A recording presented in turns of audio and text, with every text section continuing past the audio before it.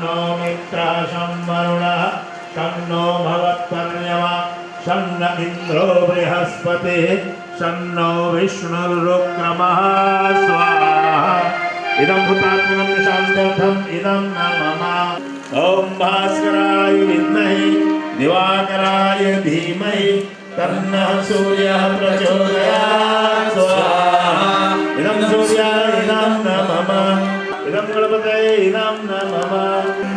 ॐ तनुवायग्नेसि तनुवग्ने पाहि आयुर्दाग्नेसि आयुर्देहि वंशोदाग्नेसि वंशो मे देहि ॐ अग्नेयर्मे धर्मावनन्तन्मया प्रीण ॐ मेधां मे देवः सविताया ददातु मन्त्रहीनं क्रियाहीनं भक्तिहीनं सुरेश्वर यत्पूजितं मया देव परिपूर्णं तदस्तु मे परिपूर्णं तदस्तु मे।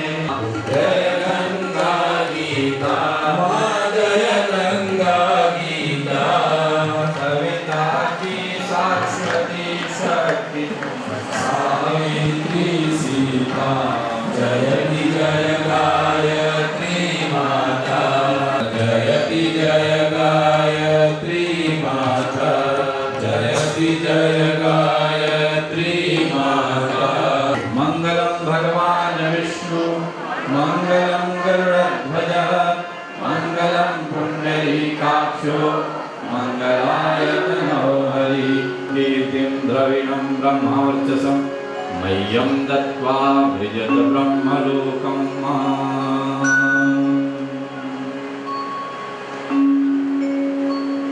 शांति ब्रह्म शांति सर्वगं शांति शांतिरेव शांति सामा शांतिरेधि।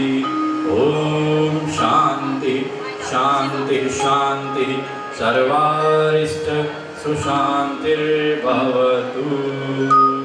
बोलो वेद माता गायत्री की।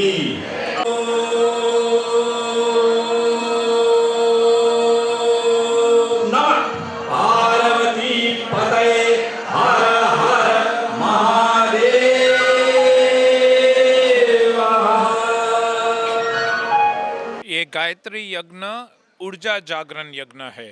जब 10 अगस्त को गायत्री चेतना सेंटर में महाकालेश्वर शिवलिंग की स्थापना होने वाली है, तो ये शिवलिंग के स्थापना के पूर्व ऊर्जा का जागरण करना पड़ता है।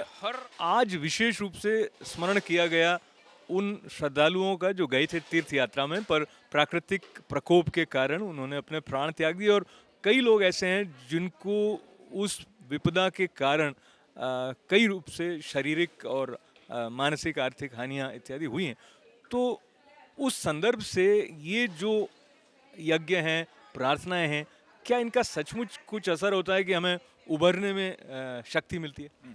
देखो, ये जो केदारनाथ में प्रलय हुआ है, जिसे कहते हैं छोटी सी हिमालय सुनामी, और जो भी हुआ है इसको भी हम एक शिवजी का स्वरूप मानते हैं। जैसे हिम श्रीम क्लीम शक्ति 3 प्रकार की है, एक लक्ष्मी है, एक सरस्वती है और एक काली का भी प्रचंड स्वरूप है। तो ये सृष्टि में एक प्रकोप का, प्रलय का, इन सभी का स्वरूप आता है और उसके बाद एक परिवर्तन का स्वरूप आता है।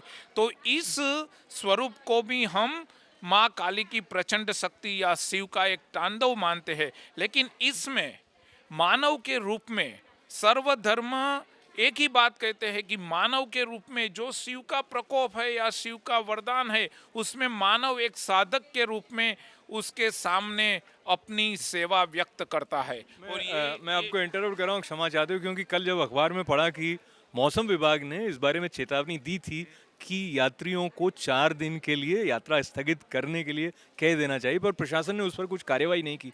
तो एक अलग प्रकार से आक्रोश और आवेश का जन्म होता है कि कुछ विपदाओं का सामना करने में जिस तरह से हमें तैयार रहना चाहिए, वैसे तैयारी न करने के कारण अधिक लोगों को उसका नुकसान होता है। वो जो इस प्रकार का आक्रोश होता है, गुस्सा आता है, और उसको शब्द में व्यक्त नहीं किया जा सकता, पर वो शिव जी का स्वरूप है, तांडव है, वो सब बातें अपने स्थान पर है, पर कुछ बातें व्यावहारिक रूप से ऐसा लगता है कि प्रशासनिक उत्तरदायित्वों का निर्वहन ठीक से न होने के कारण ये विपदा इतनी बड़ी हो गई। देखो, देश में ये भारतीय संस्कृति की करुणता रही कि उसमें श्रद्धा है और अंधश्रद्धा है। जब प्रशासन कहते हैं कि ये चेतावनी देते हैं, तो जैसे हम अमेरिका में एक वार्निंग आती है, लेकिन उसका एक कल्चर बनता है, एक वार्निंग का एक ऐसा कल्चर बनता है कि जिसमें आदमी की बिहेवियर हो जाती है कि ये वार्निंग है सरकार की, हमको कुछ करना नहीं है। और this is the main thing lacking in the Indian culture. जब सरकार चेतावनी देते हैं तो सरकार या तो चेतावनी के लिए मेजर नहीं देते हैं, बाद में आर्मी आती है और आर्मी सब ठीक करती है, लेकिन शुरू होने के पहले ही आर्मी आ जाए और सब जगह कर्फ्यू लग जाए, कोई बाहर ही नहीं निकल पाए, तो ये ऐसा तांडव का भी निवारण या उसकी मंदगति से उसका प्रभाव पड़ सकता है। क्योंकि ये धर्मतंत्र से राजतंत्र नहीं चलता, राजतंत्र से धर्मतंत्र नहीं चलता, और धर्मतंत्र में जो अंधश्रद्धा है वो राजतंत्र से प्रभावित नहीं होती, लेकिन राजतंत्र ऐसा कुछ कार्य कर सकता है कि ये अंधश्रद्धा बिल्कुल तरीके से मिटा सकती है, लेकिन ये राजतंत्र ये ऐसा कैसे करे वो तो हम धर्मतंत्र से आपको नहीं बता सकते। मयूर राणा जी, आपने बहुत ही ठीक ढंग से दोनों में एक रेखा खींचकर बात को, संगीत और साधना दोनों में आपके व्यक्तिगत जीवन में क्या साम्यता रही है?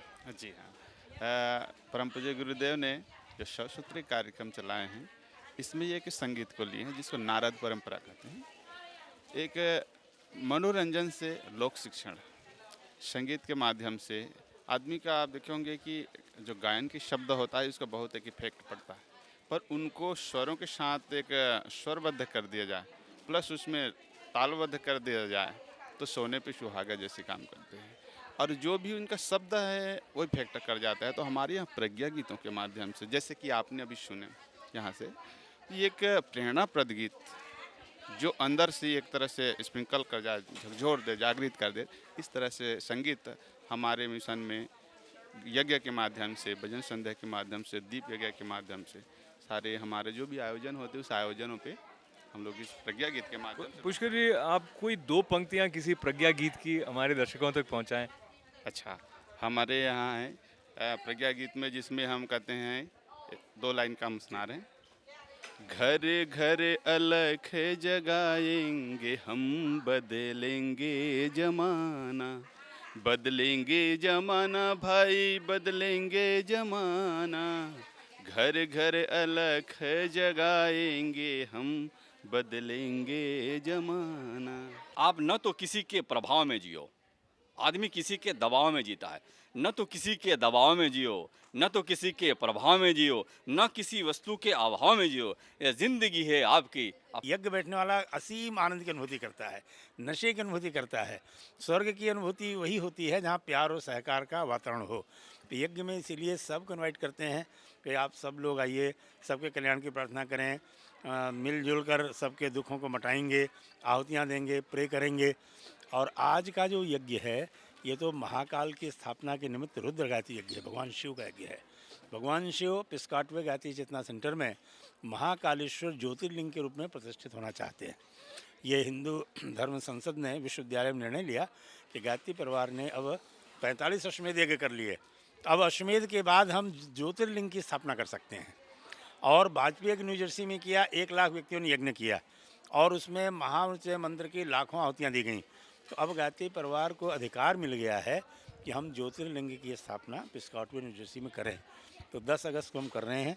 उसके निमित्त ये 16 यज्ञों की श्रृंखला है, जो पहला बोस्टन में शुरू किया था और वाशिंगटन डीसी में भी हुआ, अभी लॉन्ग आइलैंड में और होना है, वेस्ट वर्जीनिया में हुआ, एलेंटाउन से लेकर के अटलांटिक सिटी तक 16 यज्ञ निर्धारित हैं। ओम त्र्यंबकम यजामहे सुगंधिम पुष्टिवर्धनम उर्वारुकमेव वंदनान् मृत्योर्मुक्षेमामृतात्। ओम पंचवक्राय विद्महे महादेवाय धीमहि तन्नो रुद्रः प्रचोदयात्। ओम भूर्भुवस्वः तत्सवितुर्वरेण्यं भर्गो देवस्य धीमहि धियो यो नः प्रचोदयात्। ओम महालक्ष्मै विद्महे विष्णुप्रियाय धीमहि तन्नो लक्ष्मी प्रचोदयात्। इसके साथ महाकाल का मंत्र है ओम प्रखर प्रज्ञायै विद्महे महाकालाय धीमहि तन्नः श्रीरामः प्रचोदयात्। ओम महाकालाय नमः मारुति का मंत्र है। ओम सजल श्रद्धायै विद्महे महाशक्त्यै धीमहि तन्नो भगवती प्रचोदयात्। ओम महाशक्त्यै नमः। ये विशेष आहुतियाँ दी गई जिससे सब सुखी हों, सबको भगवान शिव का, माँ लक्ष्मी का, गणपति देव का, शिव जी का, नंदी का और आदिशक्ति माँ गायत्री जो 33 कोटि देवी देवताओं की माता हैं उनकी विशेष आहुतियाँ डाली गई हैं। करीब 51 कुंड में ये 1008 से अधिक आहुतियाँ पड़ी हैं, तो सब सुखी होंगे। वातावरण में एक विशेष प्रकार की ऊष्मा, ऊर्जा और आनंद के जो स्पंदन है वो गुजराती समाज में गायत्री परिवार द्वारा आयोजित इस विशेष हवन के बाद, और हमारे पीछे माता जी गायत्री माता और पूज्य गुरुदेव पंडित श्रीराम शर्मा आचार्य जी के चित्र हैं, और मेरे साथ हैं पुष्कर जी, ओंकार जी और त्रिपाठी जी। इस आयोजन के बारे में इस छोटी सी रिपोर्ट के साथ ITV के लिए मैं हूं अशोक व्यास।